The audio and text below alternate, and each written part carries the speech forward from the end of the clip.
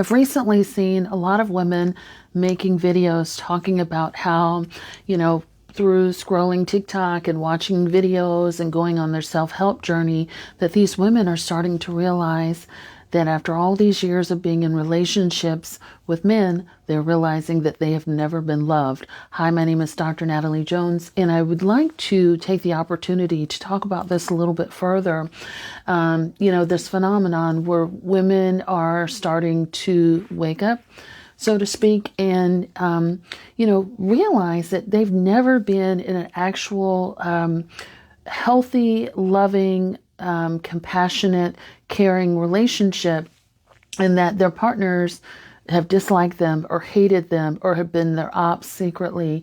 And one of the things that I would invite you to do while on your healing journey, if you are, a woman that consumes content, or you've been following me for a while, or you kind of see some stuff, is I would invite you to, in your self-healing, self-discovery journey, start reflecting on what, your relationships with men or women, whatever the case may be. If you're watching, you could just switch the roles. What have these relationships have taught you about yourself? So, for example, if you've been in a relationship with a chronic cheater, right? Like if you've been in chronic relationships with people who have cheated on you and things like that, are you a person that is afraid of abandonment? And so sometimes when we're afraid of abandonment, we still go for people that are, that are runners, right? And we still chase those runners, but we hold on to them really tightly. We project our fear very early on in the relationships in the hopes that they will get it and that they will stay. We become an Uber detective, and we're searching through their phone. We're searching through everything we can get our hands on to, try to sniff out things like that. So are you leading with your wounds in your relationship? And is that your fear, your insecurity? Does that cause you to, instead of releasing and embracing yourself, for example, does that cause you to hold on to someone a little bit tighter? And a lot of times we will lead with our wounds despite saying that we have them. We don't want a person like that. It's not really logic. It's really more of a pattern that we've internalized, because a lot of times when I've counseled people, logically, they can say, I know this person's a cheater and I should have left, when I saw him or her looking at the other person in the restaurant, and I should have did it then. But I talked myself out of it, that kind of stuff. I'm sure, we've all been there, right? And so, again, there is something about the pattern in which we see, the pattern in which feels familiar, and then we tend to replicate. So chances are, if a relationship makes you feel comfortable and normal at all times, it's mostly based off a pattern. If you have a repetitive cycle of being in relationships that are unhealthy for you. For those people who get out of that cycle, a healthy relationship is going to be challenging. It's going to make them a little bit anxious. They may even sabotage a little bit, but so just reflect on that. And the other thing is reflect on the people around you. Usually it's the people that are closest to you, or the people that you grew up, that modeled certain behaviors for you, that are going to be normalized and that are going to be familiar to you. So, for example, going back to the cheating example, what did you see when you were growing up with your parents? Were your parents repeatedly cheating on each other, fighting with each other? What were your parents' relationships like with other women and other men? What were some of the messages that you took away from those relationships?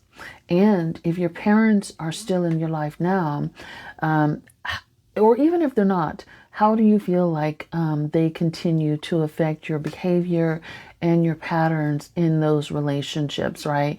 So a lot of times, when I did my dissertation study, and even when I've counseled people over the years, first thing people say when they've been in abusive relationships is like, oh, I never wanted to be like my mom.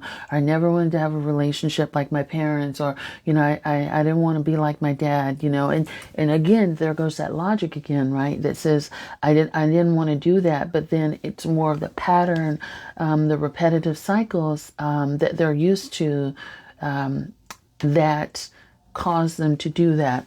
And so the cycles are very difficult to break. That's why trauma a lot of times, sorry about that. That's why trauma sometimes can be intergenerational, where you see it passed down, because that cyclical behavior, hereditary. You may be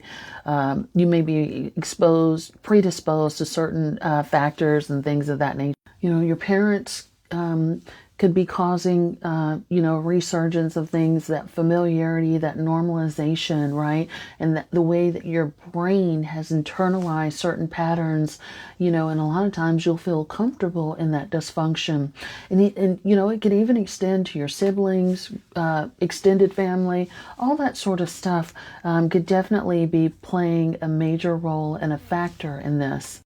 And third, who is your community, right? The people that you surround yourself with, because that's another way that patterns and things like that are normalized. Your community, the media that you consume, whether it be movies, content on social media, and things like that. So are you surrounded by friends, family members, extended family members, community members, co-workers, and things like that, where they're also struggling with infidelity, and they sort of bring that to you? They talk about it, they joke about it, they stress over it in front of you, and you're kind of hearing that sort of monotony, because again, there's that normalization pattern. So for me, what I have found is that once you no longer engage in something, or once your core values change, you don't even want to surround yourself with community like that. So, for example, my core value is, I don't believe in infidelity. I don't believe in it. I don't believe in ethical non-monogamy or non-monogamy, period. I don't believe in that. And so therefore my community is not going to be filled with people like that. I don't want to hear it. That's your jam. I'm not making any judgments about it. I'm just saying that Dr. Jones does not allow people like that in her corner, because it's not something that I can get with, and it's not something that I want to be talking about or hearing about, because that's not what I want in my life, if that makes sense. And so therefore I'm not going to consume content around that. I'm not going to have people that, outside of coworkers, which luckily I don't have too many of those anymore. But outside of that kind of stuff, I'm not going to be associating myself with messaging like that on a regular basis, because it's not something that I want to have in my life. It's also not going to be a messaging that I want my brain to familiarize with seeing or hearing about every day. I want to become, I want to be more sensitive and conscious about the messages in the relationships that I choose to see or allow in my personal space. And so unfortunately, that means a lot of stuff that's portrayed, especially in African American movies, music videos, and even music, unfortunately has to be cut out. No more hip hop, no more even R&B to a certain extent.